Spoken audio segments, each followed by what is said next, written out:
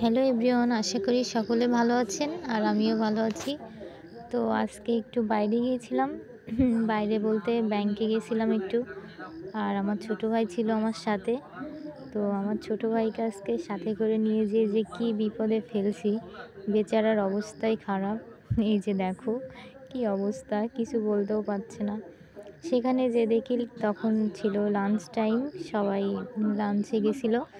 তো তারপর আর কি করার, এখানে বসে বসে বোরিং হচ্ছিলাম। তারপরে এই যে আমি ওখানে বসে বসে না পেরে আবার আমার পাশে এসে বসে পড়লো। এই তো তারপর আমি বললাম হাই দিতে, ও তো লজ্জায় লাল হয়ে যাচ্ছে। এই যে আমার ভাই কি করবে আর, ওর খুবই বিরক্ত লাগছিল। তো কিছু করার নাই।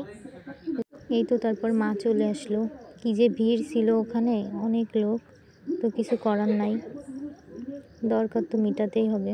তো তারপরে আমি একটু ভিডিও করে নিচ্ছিলাম।